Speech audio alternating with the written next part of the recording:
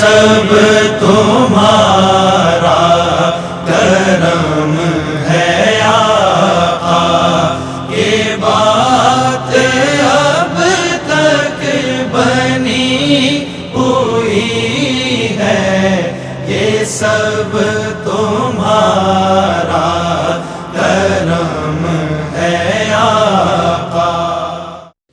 بسم اللہ الرحمن الرحیم۔ یہ سب تمہارا کرم ہے آقا کہ بات اب تک بنی ہوئی ہے۔ 1500 سالہ جشن عید میلاد النبی صلی اللہ علیہ وآلہ وسلم کے خصوصی موقع پر ARYQ TV بہت خوبصورت پروگرامز پیش کر رہا ہے، اسی میں یہ پوڈ کاسٹ شامل ہے جو اس عنوان کے ساتھ ہے کہ یہ سب تمہارا کرم ہے آقا۔ تو جناب اس پوڈ کاسٹ میں ہم ان مقتدر شخصیات کو زحمت کلام دیتے ہیں، بلاتے ہیں، مدعو کرتے ہیں کہ جنہیں آپ سنتے ہیں قرآن کریم کی دروس کے حوالے سے سنتے ہیں، نبی کریم علیہ السلام کی احادیث کے حوالے سے سنتے ہیں، اور جناب اصلاح احوال کے حوالے سے بے شمار ایسے پروگرامز ہیں جن میں آپ انہیں دیکھتے ہیں، پسند کرتے ہیں۔ عہد حاضر میں میں یہ بات پوری یقین سے کہہ سکتا ہوں، ظاہر ہے میرا جو جتنا عرصہ ہے اس میں، جن علماء نے اپنی علمیت سے، اپنے اظہار سے، اپنی خطابت سے، اپنے دروس سے مجھے متاثر کیا، ان میں سے آج ایک شخصیت موجود ہے جنہیں اللہ نے بڑے اکابر اساتذہ کی صحبت عطا فرمائی، ان کی خدمت میں رہے، ان سے سیکھتے رہے، اور آج انہی کے نقش قدم پر چلتے ہوئے دین اسلام کی خدمت کر رہے ہیں، اور ماشاءاللہ جس ادارے میں جاتے ہیں، جہاں جاتے ہیں، بڑی عزت و توقیر ملتی ہے، اور بڑے طبقے میں ماشاءاللہ انہیں سنا جاتا ہے اور پسند کیا جاتا ہے۔ میری مراد علامہ حافظ اویس احمد صاحب سے ہے۔ تشریف فرمائے۔ السلام علیکم ورحمۃ اللہ وبرکاتہ۔ وعلیکم السلام ورحمۃ اللہ وبرکاتہ۔ جشن عید میلاد النبی بہت مبارک ہو آپ کو۔ خیر مبارک، خیر مبارک۔ بڑی سعادت کی بات ہے کہ 1500 سالہ جشن عید میلاد النبی صلی اللہ علیہ وسلم کے موقع پر ہم یہاں اس خوبصورت پروگرام میں موجود ہیں، اور آپ نے مدعو کیا اس پر بھی میں شکر گزار ہوں۔ اللہ آپ کو جزائے خیر عطا فرمائے۔ اچھا، ایک معصومیت ہے آپ کے چہرے پر، ہم یہ چاہیں گے علامہ حافظ اویس احمد صاحب کے بارے میں جاننا چاہیں گے، کہاں پیدائش ہوئی اور ابتدائی زندگی کا احوال کچھ ہمیں ہمارے ناظرین کے لیے۔ پیدائش میری شہر کراچی کی ہے۔ اچھا اچھا۔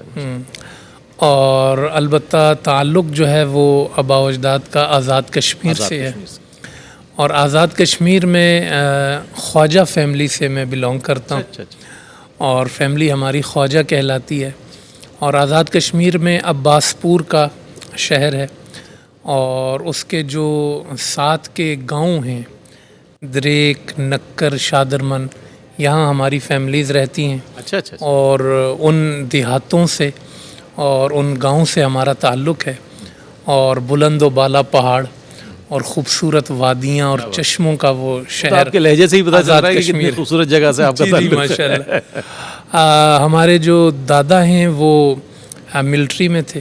اچھا۔ ہاں، اور وہ جو ہے یہاں شفٹ ہوئے کراچی میں۔ اچھا۔ تو اور پھر جو ہے ہماری فیملی یہیں پر شفٹ ہو گئی، والد صاحب بھی یہاں، تو پھر یہاں 1986 میں۔ علم دین کی طرف پورے گھرانے کا رجحان تھا یا آپ کا آنا اس طرف ہوا؟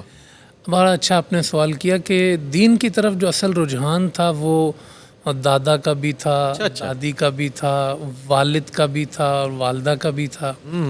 اس وقت تو ظاہر ہے کہ میں نے، آپ اس سے اندازہ لگا لیں کہ 9 سال کی عمر میں تو میں نے قرآن حفظ کر لیا۔ اللہ، 9 سال کی عمر؟ 9 سال کی عمر میں کتنے عرصے میں کیا قرآن حفظ، یہ بھی ہم جاننا چاہیں۔ تقریباً 3 سال لگے مجھے۔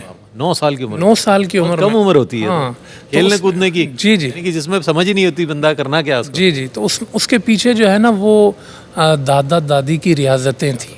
وہ تہجد میں اٹھتے تھے، دعائیں کرتے تھے کہ ہمارا پوتا حافظ بن جائے، اور پھر نماز کے لیے اٹھانا، اور پھر مدرسے بھیجنا، اور بچوں کا جس طرح مدرسے سے ہر بچہ بھاگنے کی کوشش کرتا ہے، بہانے کرتا ہے، تو بہلانا، توجہ دلانا، اور کہتے تھے کہ پڑھو گئی تو جان چھوٹے گی، اس کے علاوہ تو انہوں نے ایک حوصلہ دیا، دعائیں دی۔ میں سمجھتا ہوں دعاؤں کے بغیر ممکن نہیں تھا، تو ان کی دعاؤں کے سہارے الحمدللہ یہ حفظ قرآن کی بہت کم عمری میں سعادت حاصل۔ دیگر بھائی بھی علماء بھی ہیں، حفاظ بھی، کیا ان کے بھی بارے میں میں چاہتا ہوں؟ الحمدللہ ہم 5 بہن بھائی ہیں ماشاءاللہ، اور 5 بہن بھائی الحمدللہ عالم دین ہیں، یعنی درس نظامی سے فراغت حاصل ہے۔ بڑے بھائی علامہ ادریس احمد نقشبندی مشہور عالم دین ہیں، وہ ان کے ساتھ پروگرام کیا۔ جی، حافظ قرآن بھی ہیں، عالم بھی ہیں. چھوٹے بھائی علامہ الیاس صاحب وہ بھی عالم دین ہیں. 2 بہنیں ہیں وہ بھی عالمہ ہیں ماشاءاللہ. ماشاءاللہ. تو والد صاحب کا اصل جو ذہن تھا وہ یہ تھا کہ بچوں کو دین کے لیے وقف کرنا. واہ واہ واہ. تو اس کے لیے پھر انہوں نے کبھی کوئی کمپرومائز نہیں کیا. ہم پہ کوئی اضافی بوجھ نہیں ڈالا, پڑھنا ہے ہم سے آپ کوئی نے. تقاضے نہیں کیے, ہم سے کچھ مانگا نہیں, کوئی پریشر نہیں. بولا بس تم پڑھو اور خود کچھ بن جاؤ. کیا بات ہے. بس مجھے تم سے کچھ نہیں چاہیے. نہیں چاہیے. تو اس لیے اس آزادی میں جو ہے ہم نے حفظ کیا.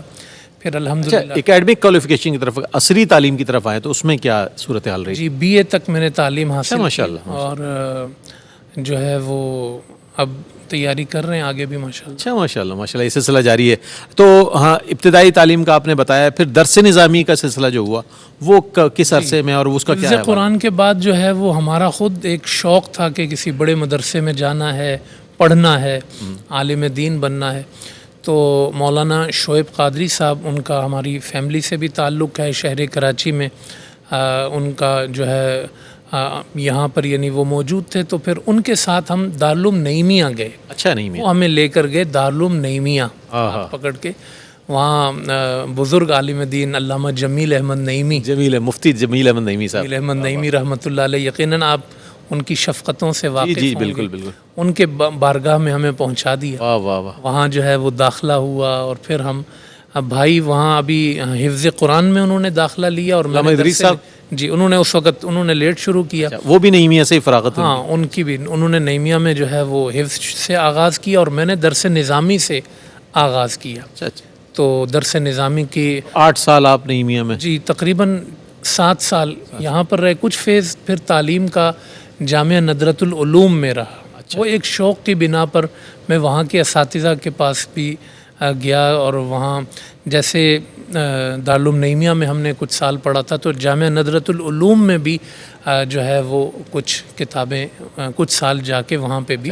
آپ نے دادا کا ذکر کیا, دادی کا ذکر کیا, والدین کا ذکر کیا. اساتذہ جو ہوتے ہیں وہ کسی بھی طالب علم کو جو ہے پروان چڑھانے میں, ایک بہت بڑا انسان بنانے میں بڑی معاونت کرتے ہیں اور بڑی شفقت شامل ہوتی ہے. علامہ غلام رسول سعیدی شیخ الحدیث و تفسیر رحمۃ اللہ تعالیٰ علیہ, بڑا کام ہے ان کا, تبیان القرآن ماشاءاللہ, کیا کہنے. اللہ تعالیٰ ان پر اپنی رحمتوں کا نزول فرمائے, ان کی قبر پر. ان کا آپ کو بڑا ساتھ میسر آیا, یہ بڑی نعمت ہے. بڑے سادہ لو آدمی اور ایسے صوفی منش آدمی, ایک گوشہ نشین ایسے بزرگ کے جنہوں نے صرف کام کے لیے وقف کر رکھا تھا. اور جس انداز میں مفتی اعظم پاکستان حضور قبلہ مفتی منیب الرحمان صاحب نے جس طرح ان کے پروٹوکول کے لحاظ سے جگہ دی, میں چاہوں گا ان کے حوالے سے کچھ بتائیے گا. دارالعلوم نعیمیہ میں جب ہم گئے ہیں تو صرف ہم نے علامہ سید نذیر حسین شاہ صاحب سے پڑھی, علامہ علی عمران صدیقی صاحب سے نحو پڑھی, اور حدیث کی کتابیں ہم نے علامہ احمد علی سعیدی صاحب سے پڑھی جو شیخ الحدیث ہیں اب وہاں پر. اور پھر یہ سعادت بھی ہمیں رہی کہ مفتی اعظم پاکستان مفتی منیب الرحمان صاحب سے بھی شرف تلمذ رہا. تفسیر جلالین ہم نے ان سے پڑھی. اور پھر جو آپ نے ذکر کیا کہ شیخ الحدیث استاذ الاساتذہ علامہ غلام رسول سعیدی رحمہ اللہ سے وہاں تعلق بنا, اور وہ بچوں پر بہت شفقت کرتے تھے. وہ بچوں میں یہ دیکھتے تھے کہ جو پڑھنے کی طرف مائل ہے یا اس کی کوئی ایک نمایاں پوزیشن ہے مدرسے کے اندر, تو اس پر خاص توجہ دیتے تھے. اچھا اچھا. تو کچھ میرا آپ پر جو نظر شفقت پڑی اس کا کچھ احوال بتائیے. نظر شفقت کی جو بنیاد تھی وہ یہی تھی کہ کچھ کلاس میں فرسٹ آنا, میرا دارالعلوم نعیمیہ میں ہمیشہ کلاس میں الحمدللہ فرسٹ آتا تھا. تو ان کی نظر پڑی, پھر ان سے جا کے مسائل پوچھتا رہتا تھا, چیزیں پوچھتا رہتا تھا. تو انہوں نے شوق محسوس کیا. تو پھر وہ چونکہ انہوں نے ایک تجرد کی زندگی, جیسے آپ نے کہا کہ دین کے لیے ہی وہ وقف ہوئے, تو مجھے پھر ان کی ذاتی خدمت کا موقع ملنا جو ہے نا وہ شروع ہوا کہ بھئی کھانا گرم کر دیں, یہ کام کر دیں, یہ کام. تو وہ میرے لیے ایک بڑی سعادت, بہت بڑی سعادت. تو میں نے جو ہے نا وہ کام, تو اس کے ساتھ پھر انہوں نے شوق دیکھا. آپ یہ سمجھ لیں کہ ان کے پاس سوائے اپنی تحریرات کے اور کسی چیز کے لیے وقت نہیں ہوتا تھا. اللہ اکبر. نہ وہ کہیں نکاح پڑھانے جاتے تھے بعد کی جو آخری زندگی ہے اس میں, نہ وہ کسی مجلس میں جانا سوشل ایکٹیویٹی نہیں دی حضرت کی, کوئی سوشل ایکٹیویٹی نہیں, صرف کتاب سے. اس کے باوجود یہ میری سعادت ہے کہ انہوں نے جو ہے میرا شوق دیکھتے ہوئے کچھ کتابیں مجھے ذاتی طور پہ پڑھائیں. اچھا. یعنی مختصر المعانی انہوں نے مجھے خود بلا کے کہا کہ تم یہ مجھ سے پڑھ لو. مختصر المعانی بلاغت فصاحت بلاغت کی کتاب ہے, وہ میں نے ان سے پڑھی. انہوں نے مجھ سے کہا کہ آپ قرآن کی ترکیب بھی مجھ سے پڑھ لو. تو وہ الف لام میم سے میں جو ہے نا قرآن کریم کی ترکیب سورہ فاتحہ سے انہوں نے شروع کرائی, اور یہ ان کا ایک مجھ پر خاص کرم. قرآن کو اس طرح انہوں نے آپ کو تقریباً ایک پارہ. ہاں. تو یہ اس میں انہوں نے ایک صلاحیت پیدا کر دی کہ آپ آگے اس کو کنٹینیو کر سکتے ہیں. اور پھر جہاں جہاں بھی وہ میرے لیے مواقع تلاش کرتے تھے, کہیں پر خطاب کے لیے جانا ہے, کہیں تقریر کے لیے جانا ہے. مفتی اعظم پاکستان مفتی منیب الرحمان صاحب دبئی تشریف لے جاتے, کہیں تشریف لے جاتے, تو آپ کہتے بھئی ان کی جگہ آپ جا کے تقریر کریں, جمعہ پڑھائیں, ان کی جگہ آپ عید پڑھائیں, ان کی جگہ خطاب کریں. یعنی مجھے وہ کتنی بڑی بات ہے مجھ پر بہت طالب علم کا حوصلہ بڑھانے کے لیے, آگے بڑھانے کے لیے. مسجد الماس عزیز آباد میں جب تراویح کے لیے ان کی کمیٹی آئی تو مختلف لوگوں کو انہوں نے دیکھا, تو علامہ صاحب نے مجھے بلایا, بولا بھئی یہ ہے میرا بیٹا ہے, اس کو جو ہے نا وہ آپ اس کا امتحان لو, اس کا ٹیسٹ لو. کیا بات. اچانک ہی مجھ پہ تو بم گرا. مسجد تھی, لیکن وہ ان کی محبت تھی کہ انہوں نے مجھے کہا کہ یہاں سے پڑھو, یہاں سے پڑھو, اور انہوں نے مجھے سلیکٹ کر لیا علامہ صاحب کی وجہ سے. تو میں نے کئی سال وہاں نماز تراویح پڑھائی, پھر وہاں پر امامت بھی رہی, تدریس کا سلسلہ بھی رہا. تو انہوں نے مجھے دعائیں بھی دیں اور مجھ پر تربیت, انہوں نے تربیت بھی کی, اور بہت انہوں نے جو ہے نا جو کچھ ہے میرے پاس وہ علامہ صاحب کا ہی ہے. واہ واہ. انہی کا فیض. تو زمانہ طالب علمی میں, طالب علم تو انسان ساری زندگی رہتا ہے, شرارتیں, اور ظاہر ہے مدرسے کا ایک ماحول ہوتا ہے, کیونکہ پڑھنے کے بعد جب طلبہ فری ہوتے ہیں تو پھر وہ کرکٹ بھی کھیلتے ہیں, فٹ بال بھی کھیلتے ہیں, اور ظاہر ہے اساتذہ کا یہ ہوتا ہے, اجازت ہوتی ہے کہ آپ اپنے جسمانی اس کے لیے بھی, آپ نشو نما کے لیے بھی کچھ. تو اس میں کیا ایکٹیویٹیز رہی آپ کی؟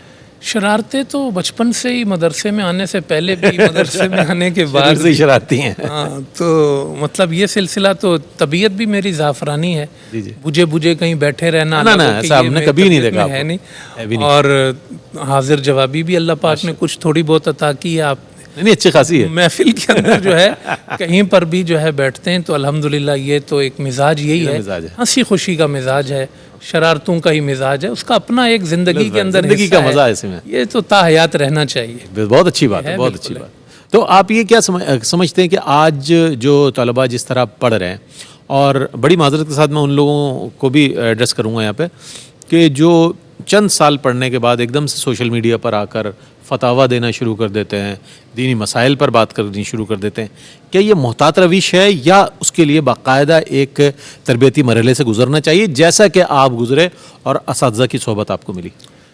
دیکھیں, میں تو یہ سمجھتا ہوں کہ ہم بھی جو آ کے آج سوشل میڈیا پہ بول رہے ہیں نا, میں اپنے لیے بھی خطرہ محسوس کرتا ہوں. اچھا, یہ بڑا ایک حساس کام ہے. حساس ہے بالکل. اور اس وقت کے جب آپ دین کی ترجمانی کر رہے ہوں, آپ قرآن کا نام لے رہے ہوں, حدیث کا نام لے رہے ہوں, اسلاف کا نام لے رہے ہوں, اس وقت جو آپ بات کریں گے وہ بہت مشکل بات ہے. تو آپ بہت کم پڑھ لکھ کر یا بہت کم تجربے کے ساتھ آپ ایک مائک لے کے بیٹھ گئے تو آپ جو ہے نا وہ ایک بم کی صورت ہیں, آپ نقصان دین کو پہنچائیں گے. شترے بے مہار ہو جائے گا. تو طلباء سے, نئے آنے والوں سے جو مدرسے میں تعلیم حاصل کرتے ہیں, ان سے میں گزارش کروں گا کہ اپنے فقہ کے ساتھ, منطق کے ساتھ, فلسفے کے ساتھ, جدید تعلیم کے ساتھ جو ہماری بیس ہے وہ قرآن اور حدیث ہے, بے شک اس پر خصوصی توجہ دیں. قرآن کا ترجمہ پورا پڑھیں, قرآن کی تفسیر کو اچھی طرح دیکھیں, احادیث کو اچھی طرح پڑھیں, اس کے ذخیرہ احادیث میں غوطہ زن ہو, اور اس میں ایک ٹائم لگائیں. پھر اس کے بعد تاکہ آپ کو آسانی ہو کوئی بھی چیز جب آپ بیان کر رہے ہیں. آپ کی عائلی زندگی پر آ جاتے ہیں. ماشاءاللہ شادی ایک ہی ہوگی آپ کی؟ جی الحمدللہ. اچھا, تو ماشاءاللہ کب ہوئی اور کتنے ہیں ماشاءاللہ اللہ نے آپ کو؟ 2010 میں میری شادی ہوئی. جو میرے چچا ہیں وہ الحمدللہ میرے سسر ہیں, چچا کی بیٹی تھیں, اور 15 سال ہو گئے شادی کو. 3 میرے بچے ہیں ماشاءاللہ, اور اہل بیت سے محبت کی نسبت سے ان کے نام میں نے رکھے حسن, حسین اور زینب. سبحان اللہ, سبحان اللہ. تو حسن جو ہے وہ حافظ قرآن ہو گئے ماشاءاللہ, ماشاءاللہ الحمدللہ, اور حسین جو ہیں وہ انہوں نے تقریباً 15 پارے حفظ کیے ہیں. اچھا, بچوں کے ساتھ کھیل کود بھی کرتے ہیں ماشاءاللہ, کرکٹ کھیلنا یا فٹ بال کھیلنا, یہ بھی سب ہوتا ہے؟ اب تو مطلب سوشل میڈیا بھی بچوں کی تربیت کر رہا ہے کہ آپ کے ماں باپ آپ کو ٹائم دے رہے ہیں کہ نہیں دے رہے تو وہ جو ہے خود ہی پوچھنا چاہ رہے ہیں آپ سے. وہ خود کھیل لیتے ہیں، پھر وہ جب آپ پہنچ جائیں تو وہ پھر آپ کو مصروف کر دیتے ہیں. تو اصل بس بات یہ ہے بڑے صاحبزادے حافظ قرآن ہے، سوری بات کٹ گئی تھی، وہاں سے کنٹینیو کریں. ہاں تو وہ حافظ قرآن ہیں اور جو ہے وہ اسکول میں بھی اب تعلیم حاصل کر رہے ہیں اور تینوں بچے اسکول میں بھی پڑھ رہے ہیں الحمدللہ. بس بچوں کا یہ ہے کہ اس دور میں تربیت کرنا، ان کی نئے نئے فکریں، نئے نئے خیالات کو جو ہے نا وہ کنٹرول رکھنا اور بڑا مشکل کام ہے یہ. تو بس یہ ہے کہ کوشش کرتے ہیں کہ بچے جو ہے اس رستے پر رہیں جس رستے پر ہمارے والدین نے ہمیں رکھا، اور نئے رجحانات سے جو ہے وہ ہمیں گمراہیوں سے، الحمدللہ ہمارے والدین کا اس میں بڑا حصہ ہے کہ انہوں نے ہمیں ایسی تربیت دی. ہم بھی کوشش کرتے ہیں اور میرے والدین کا سایہ مجھ پر آج بھی قائم ہے الحمدللہ. الحمدللہ.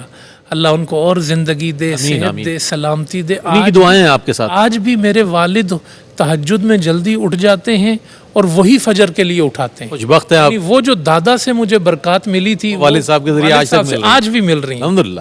تو وہ آگے میں چاہتا ہوں کہ بڑے خوش بخت ہیں ماشاءاللہ. الحمدللہ یہ میری سعادت ہے اور بچوں میں بھی وہی چیز منتقل ہو. اصل چیز یہ ہوتی ہے جب آپ گھر پہ جائیں، بچے آپ کا انتظار کر رہے ہوں، بچے آپ سے جو ہے نا خوشی محسوس کریں کہ ہمارے والد آ رہے ہیں بھائی، آپ کے ساتھ بیٹھیں، بات کریں، اپنی جو من کی باتیں ہیں وہ آپ کے ساتھ کریں.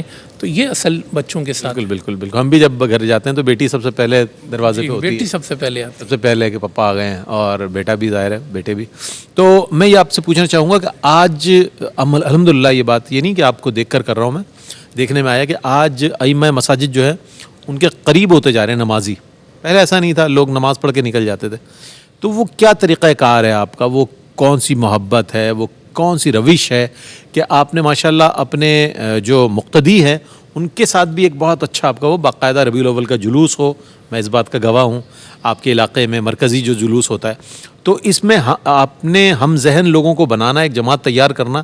ویسے بھی حکم ہے کہ تمہارے درمیان ایک ایسی جماعت ہونی چاہیے جو لوگوں کو کی اصلاح کرے اور اس کی رہنمائی کرے، اور وہی لوگ فلاح پانے والے ہیں. اس کے حوالے سے ارشاد ہوا قرآن میں. تو آپ کی کیا اسٹریٹجی ہے اس حوالے سے؟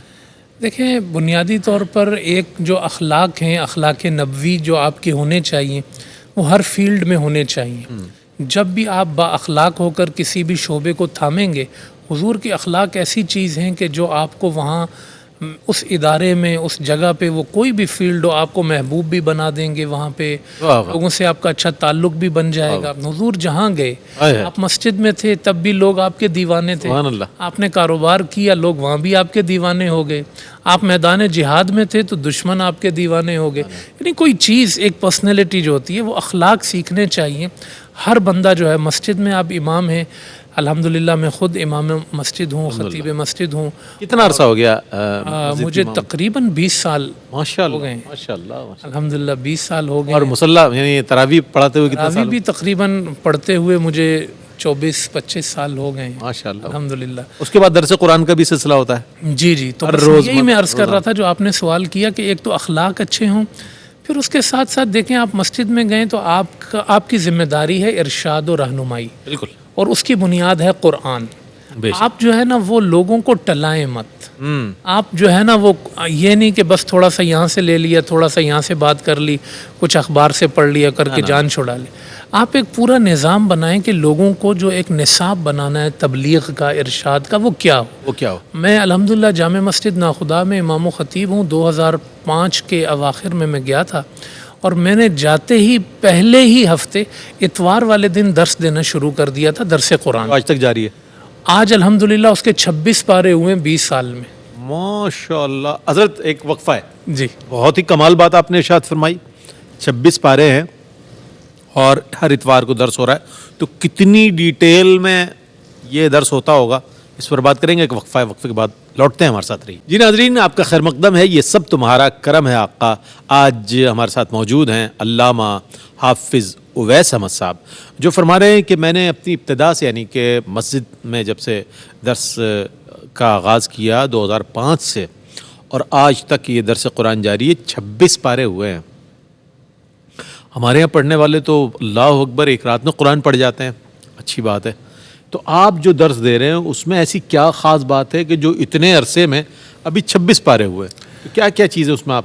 ایک تو درس ہفتہ وار ہے اور مختصر ٹائم میں بس اتنا ہوتا ہے کہ لوگ اس کو جو ہے نا وہ آسانی سے سن لیں اور ذہن نشین ہو جائیں۔ ہاں ذہن نشین ہو جائیں۔ اصل بات تو یہ آدھا رکوع، ایک رکوع، 2 آیتیں، 3 آیتیں، جتنا بھی ہے وہ ان کو اچھی طرح سمجھ میں آ جائے۔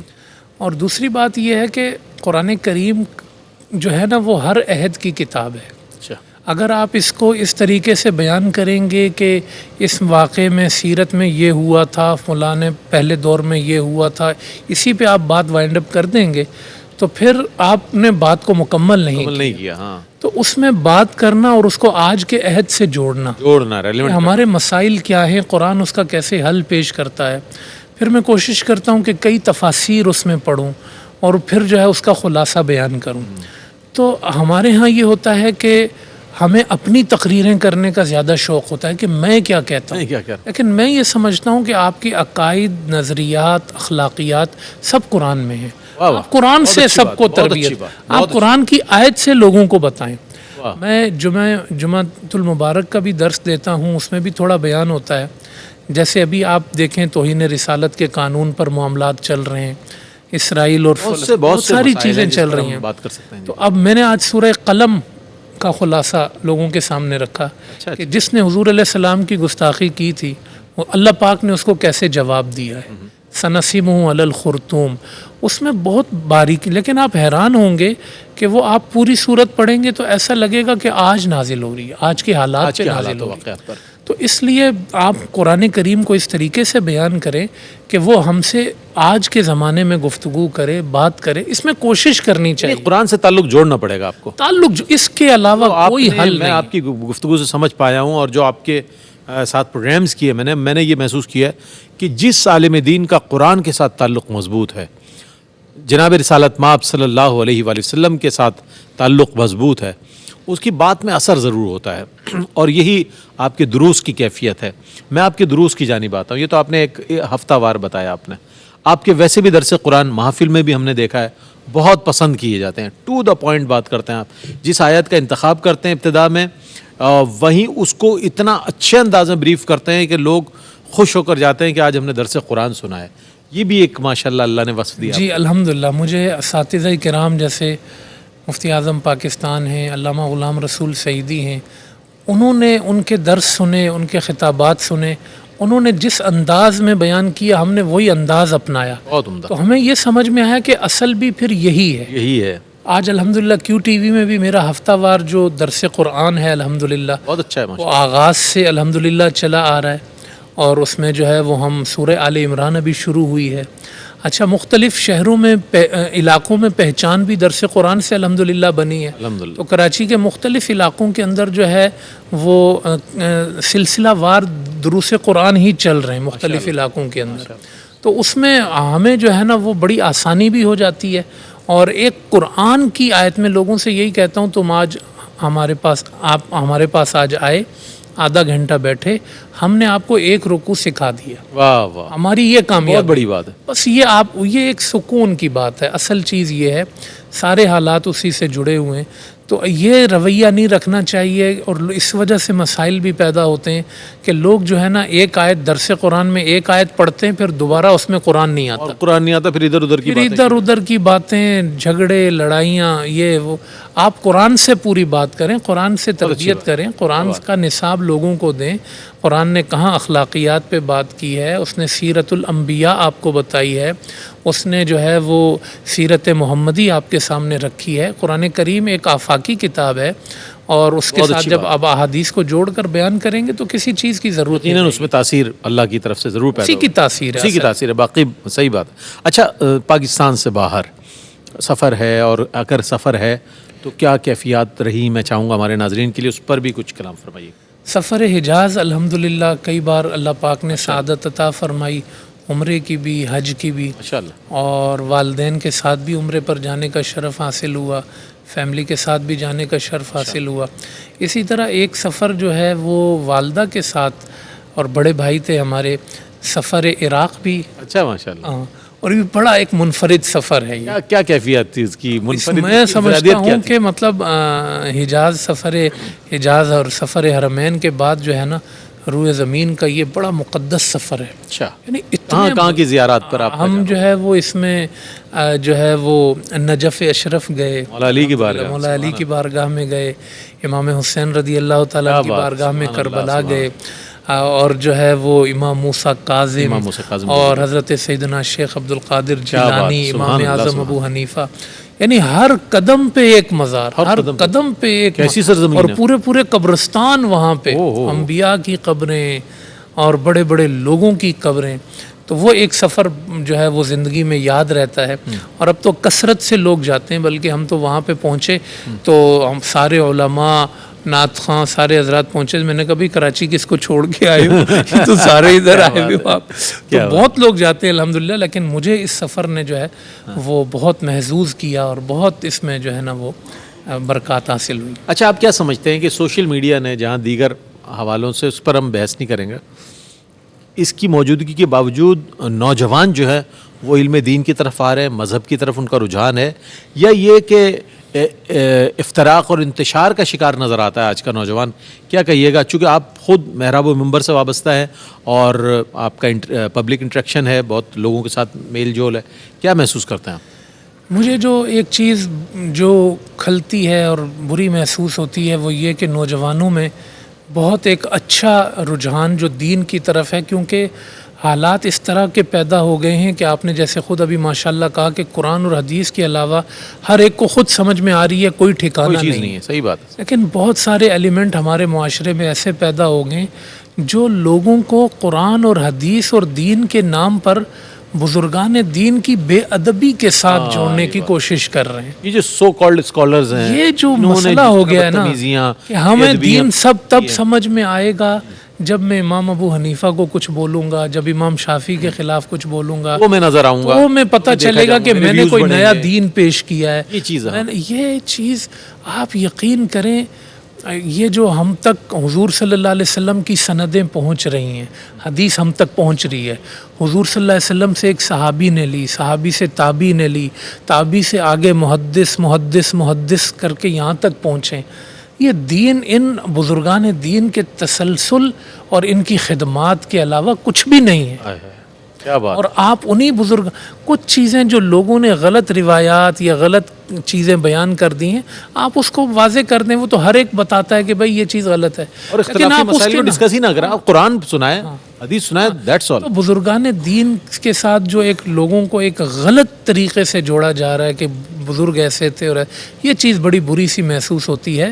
آپ جو ہے نا وہ قرآن اور حدیث کے ساتھ ساتھ آپ صلی اللہ علیہ وسلم نے فرمایا کہ ایک زمانہ ایسا آئے گا کہ قیامت کی علامت یہ ہوگی کہ لوگ اپنے پچھلوں کو برا کہیں گے، اور وہ زمانہ یہ ہو گیا. آپ دیکھیں کوئی کسی کی عزت محفوظ نہیں چھوڑی ہے، اور صحابہ کرام کے بارے میں اور تابعین کے بارے میں اور اہل بیت کے بارے میں کچھ، اب یہ چیزیں جو ہے نا وہ چل پڑی ہیں، یہ بڑی. تو اس لیے دین کو سیکھیں اور پچھلی چیزوں میں ادب قائم رکھیں. ادب قائم نہیں رکھیں گے تو آپ کے دین میں، علم میں کبھی بھی برکت پہلا قرینہ ہے محبت کے قرینوں میں جناب. اچھا یہ بات ہے، علامہ حافظ اویس احمد صاحب کے حوالے سے میں بتاتا چلوں کہ ان کے سینئرز بھی ان کی بڑی حوصلہ افزائی کر. علامہ لیاقت حسین اظہری صاحب کا میں ضرور بتانا چاہوں گا، بڑی شفقت ہے ان کے ساتھ، بڑی محبت، پیار، بھائیوں جیسا. اسی طرح علامہ مفتی محمد اکمل صاحب کے حوالے سے کہوں گا کہ جب بھی یہ تشریف لاتے ہیں علامہ صاحب، ان کے ساتھ پروگرام میں ہمارے ساتھ سحری میں ہوتے ہیں، تو مفتی صاحب بڑی شفقت فرماتے ہیں اور آپ کو بڑی داد و تحسین سے نوازتے ہیں. اس طرح مفتی عامر صاحب ہو گئے اور جتنے لوگ ہیں. یہ کیسا لگتا ہے آپ کو کہ یہ لوگ بھی صاحبان علم ہیں، آپ ہی کے شعبے کے لوگ ہیں، لیکن ان سے آپ کو محبتیں مل رہی ہیں، پیار مل رہا ہے، حوصلہ افزائی مل رہی ہے، تو کیسا لگتا ہے آپ کو؟ علامہ لیاقت حسین اظہری صاحب کا تو حوالہ آپ نے دیا، تو ظاہر ہے کہ ان سے جو ہماری محبت کا سلسلہ آپ جانتے ہیں. اصل میں کئی ڈاکخانے ملتے ہیں ان کے ساتھ. ایک تو وہ پنجال کا ذکر وہ کرتے ہیں بڑے، تو ہمیں بھی اس سے حوصلہ ملتا ہے. تو ایک تو آزاد کشمیر سے ان کا تعلق، ہمارا تعلق. پھر دوسرا یہ کہ ہم جس جگہ امام و خطیب ہیں وہاں بھی وہ پڑوسی ہیں، وہ بھی قریب ہے، بالکل محمد علی سوسائٹی میں ہیں. تو ایک ان سے میں جب وہاں پر گیا مسجد میں تو ان سے تعلق بنا، اور وہ تعلق پھر آہستہ آہستہ گہرا ہوتا چلا گیا. تو انہوں نے بھائیوں سے بڑھ کر اور دوستوں سے بڑھ کر انہوں نے جو ہے نا وہ ہمیں حوصلہ افزائی دی. بالکل. اور یہاں کیو ٹی وی میں آنا ہو مستقل انہوں نے اس پر مجھے کہا کہ آپ باقاعدہ آئیں. بالکل آپ کو موٹیویٹ کرتے اور ہاتھ پکڑ کے وہ لے کر آئے اور ان کا کہ آپ یہ پروگرام کریں. اس کے علاوہ بھی زندگی کے مختلف چیزوں میں وہ بہت رہنمائی کرتے ہیں. اور جو ہے وہ باقی مفتی اکمل صاحب کا آپ نے ذکر کیا, یقیناً ماہ رمضان میں بڑا اچھا ایک ساتھ رہتا ہے آپ کا سحری ٹائم ماشاء اللہ. تو مفتی عامر صاحب کا الحمدللہ بڑا ساتھ رہا, انہوں نے کانٹینٹ میں اور دیگر چیزوں میں ہمیشہ بڑی رہنمائی کی ہے. تو یہ میرے لیے بڑی خوشی اور سعادت کی بات ہے کہ ایسے لوگوں کے ساتھ جڑ کر جو ہے نا وہ ارد گرد میں متحرک لوگ ہوں تو آدمی متحرک رہتا ہے, اور ارد گرد میں جو ہے نا وہ ڈھیلے لوگ ہوں تو پھر میں تو ویسے بھی تھوڑا ڈھیلا سست ہوں تو میں تو اٹھوں ہی نہیں. تو ان لوگوں نے جو ہے نا بڑی شفقت اور محبت دی ہے, تو الحمدللہ. اچھا ایک چیز اور پوچھنا چاہوں گا آپ چونکہ مدرس ہیں, درس قرآن دیتے ہیں, آپ نے مختلف تراجم پڑھے ہوں گے ظاہر ہے, جن کا حوالہ پہلے آیا ہے تبیان القرآن کا حوالہ آیا, یا البیان کا حوالہ دیں, یا کنز الایمان شریف اور دیگر تراجم. آپ کو کس کی زبان و بیان نے زیادہ اٹریکٹ کیا, میں یہ جاننا چاہوں گا, کون سے ترجمے؟ امام احمد رضا خان فاضل بریلی رحمہ اللہ کا جو ترجمہ ہے کنز الایمان شریف, ہاں وہ اب ظاہر ہے کہ اردو کے اعتبار سے اس کے الفاظ تھوڑے سے مشکل ہوتے ہیں کہ اب اردو چینج ہو گئی ہے کچھ حد تک, لیکن ان کے ترجمے میں جامعیت بہت ہے, عشق ہے, عشق ہے, بہت پہلو ہیں. تو ان کا ترجمہ پڑھ کے نا ایسا لگتا ہے کہ بندہ ترجمہ پڑھ کے ہی نا عالم بن رہا ہے. یعنی اگر بندے کو چیزوں کی سمجھ ہو نا کہ انہوں نے کون سا لفظ کس موقع پہ لایا ہے, تو اس کا ایک نکھار, اس کی ایک جو محبت ہے نا وہ محسوس ہوتی ہے. اور میں سمجھتا ہوں کہ ہمارے علامہ غلام رسول سعیدی رحمہ اللہ کا جو ترجمہ تھا وہ بہت ہی آسان, عام فہم ترجمہ ہے. بالکل. تو اس سے آپ مطلب اس ترجمے سے ہم نے بہت استفادہ کیا. تبیان القرآن تو آپ یقین کریں کہ مجھے درس دینا تھا ایک جگہ پر النبی اولا بالمؤمنین من انفسہم پر, تو میں نے علامہ صاحب سے ذکر کیا تو علامہ صاحب فرمانے لگے کہ بھائی میری تبیان میں ابھی یہ مقام چھپ کے نہیں آیا ہے, مگر میں پرانا مسودہ ایک نکال کے جو ابھی پروسیس میں ہے وہ مسودہ تمہیں دیتا ہوں, اس سے تیاری کر لو. واو. تو یعنی وہ مسودوں سے انہوں نے ہمیں اس کی تیاری کرائی ہے. وہ یہ جو تفسیر کہاں, یہ کلمی نسخہ ہوگا. ہاں, تو تفسیر کا تو یہ جتنا شوق علامہ صاحب سے پیدا, وہ کیا کرتے تھے, وہ یہ کرتے تھے کہ کوئی بھی مقام ہے نا جہاں پر انہوں نے کوئی معرکۃ الآراء تحقیق کی ہے, اس میں ان کا کوئی اختلافی نقطہ نظر بھی ہے مفسرین کے درمیان, تو وہ اس کا جو ہے نا ہمیں جو ہے وہ پڑھنے کے لیے دیتے تھے. پھر امام رازی ہیں, تفسیر قرطبی ہے, ان تفاسیر کو ہمارے سامنے رکھتے تھے کہ اس کو پہلے پڑھ کے دکھاؤ. ہم وہ پڑھتے تھے, بولا اب سمجھ میں آ گیا, ہم کہا ہاں سمجھ میں آ گیا. بولا اب جو ہے میں نے اس پر کیا لکھا ہے وہ پڑھو. وہ پڑھاتے تھے, یہ پورا آپ کو گھول کے پلا دیتے تھے. گھول کے پلاتے تھے. اور اتنا انہوں نے تفسیر کا شوق پیدا کیا ہے. تبیان القرآن تو ہماری زندگی اور حیات بن گئی کہ اس سے ہمیں ایک شعور ملا کہ قرآن کیا چیز ہے. قرآن انہوں نے 12 جلدیں لکھی ہیں, ایک جلد میں 2.5 پارے انہوں نے لکھے, اور جو ہے وہ ہر جلد کم از کم 1000 صفحے کی ہے. تو انہوں نے ہزاروں صفحات کے اندر آج کے دور میں اللہ کے کلام کو انہوں نے اتنا آسان کیا ہے. تو اس سے بڑا ہم نے استفادہ کیا, اور پھر جو ہے دیگر تفاسیر بھی الحمدللہ. بڑی بات ہے, بہت زبردست بات. اچھا ہم سیرت مصطفیٰ صلی اللہ علیہ وسلم کی بات کریں تو طبقات ابن سعد کے حوالے سے عربی میں جو ہمارے پاس مواد موجود ہے, ظاہر ہے اسی سے پھر فارسی اور اردو میں ہمارے سامنے جو سیرت مصطفیٰ صلی اللہ علیہ وسلم نظر آتی ہے.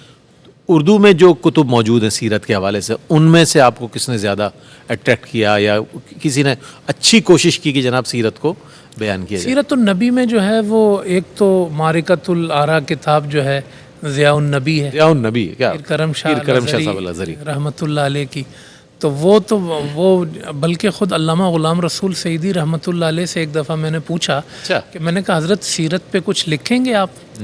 تو کہنے لگے سیرت پہ پیر صاحب نے قلم توڑ دیا ہے. ہو واہ واہ, بہت بڑا خراج تحسین ہے, بڑا خراج تحسین. اور وہ حضرت کی شخصیت تو کیا بات ہے. انہوں نے یہ اس کا راوی دنیا میں ہی ہوں.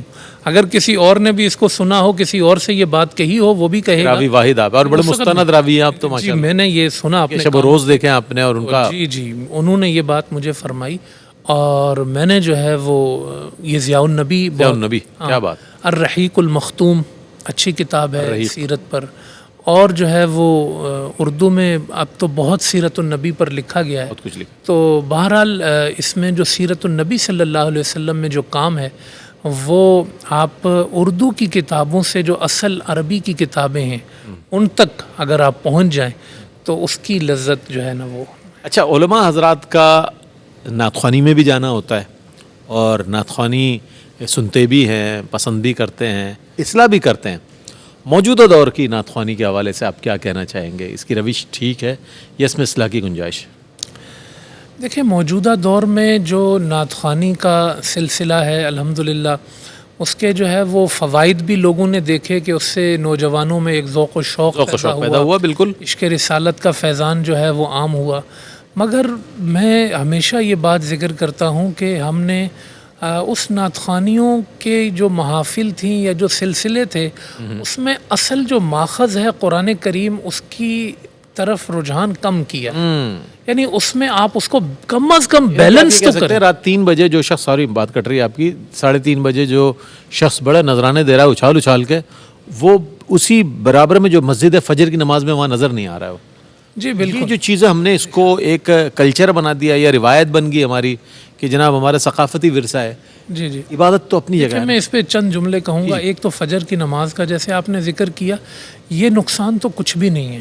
اگر آپ پورا ایک کریکٹر اور شخصیت پر دیکھیں گے نا، آپ یہ دیکھیں کہ اللہ کے رسول صلی اللہ علیہ وسلم کی محفلیں کیسی تھیں، بالکل، صحابہ کرام کی محفلیں کیسی تھیں، حرم کی محفلیں کیسی تھیں. استاذ بیٹھا ہوا ہے، قال اللہ و قال الرسول. اچھا، اس میں کہیں اشعار بھی آتے تھے، کہیں اس میں سب کچھ چل رہا ہوتا تھا، سپورٹنگ ایلیمنٹ ہوتا تھا. سپورٹنگ ایلیمنٹ ہوتا تھا. یہ تو ایک ظاہر حصہ ہے زندگی کا. لیکن اس میں وہ جو ایک اس طرح کی بزرگوں کی جو محفلیں تھیں نا وہ عنقا ہو گئی. اب تو لوگ اس کو نمائش کے لیے، مقاصد کے لیے نا، اس میں پتہ نہیں کتنے ایلیمنٹس کاری اور جو سب کچھ آ گیا اس کے ستائشی، ہاں اس میں بہت کچھ نظر آ رہا ہے. اب یہ آپ دیکھیں نا، میں سمجھتا ہوں کہ محفل اب عرب کے اندر یہ اب بھی دستور موجود ہے کہ اساتذہ اب بھی بیٹھتے ہیں، حلقہ ایک بہت بڑا حلقہ لگا ہوتا ہے، وہ کسی ایک کتاب کو ختم کر رہے ہوتے ہیں، حدیث کی کسی ایک کتاب کا درس چل رہا ہوتا ہے. ہمارے پاکستان میں یہ مزاج بہت ختم ہو گیا، بہت زیادہ. تو یہ جو محفلیں ہیں نعت خوانی کی اور دیگر، اس کو جو ہے نا محافل تفسیر، محافل قرآن، اور وہ بھی محفل نعتی ہے، وہ بھی محفل نعت ہے. تو قرآن بھی تو حضور کی نعت بیان کر رہا ہے. اس کے یہ جتنے آرگنائز کرنے والے ہیں، جو اتنی محفلیں کرنے والے ہیں، یہ اگر قرآن کی خدمت کرنا چاہتے ہیں، دین کی، تو وہ اس ایلیمنٹ کو غالب کریں. کیا بات ہے. اچھا، 2 جملے میں یہ چاہوں گا اس پروگرام کے حوالے سے کیا کہنا چاہیں گے؟ آپ نے وہ باتیں آج کہی ہیں یہاں بیٹھ کر کہ جو اس سے پہلے کبھی کسی پروگرام میں نہیں کی ہوں گی. کیا کہیے گا آج کے پروگرام میں؟ بہت خوبصورت پروگرام تھا. بلکہ میں تو پروگرام سے پہلے بھی آپ سے یہ کہہ رہا تھا کہ بھائی میں کیا اپنا بتاؤں گا بیٹھ کے، ہم نے تو زندگی میں کچھ کیا ہی نہیں ہے. بڑے لوگوں کا اچھا لگتا ہے وہ بیٹھیں اور اپنے بارے میں بتائیں، لیکن یہ ہے کہ اپنے بارے میں بات کر کے اچھا بھی لگتا ہے، تو اچھا ہے یہ انداز ماشاءاللہ. اور ساتھ ساتھ میں اپنی ان محبتوں کے حصے میں آپ کا ذکر بھی اس مرحلے پر ضرور کروں گا، کیونکہ جب سے ہم کیو ٹی وی میں آئے ہیں، ایک جو سوبر انداز میں اور ایک باوقار انداز میں بات کرنے کا اللہ نے آپ کو ایک حوصلہ اور طریقہ دیا ہے. یہ آپ ہی کا حصہ ہے ماشاءاللہ.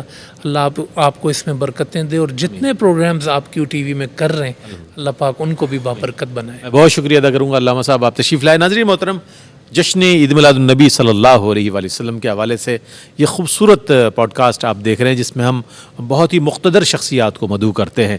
یہ سلسلہ جاری و ساری رہے گا. علامہ حافظ اویس احمد صاحب کا بار دیگر میں شکریہ ادا کروں گا تشریف آوری کا. اس کے ساتھ ہی اپنے میزبان محمد رئیس احمد کو اجازت دیجیے.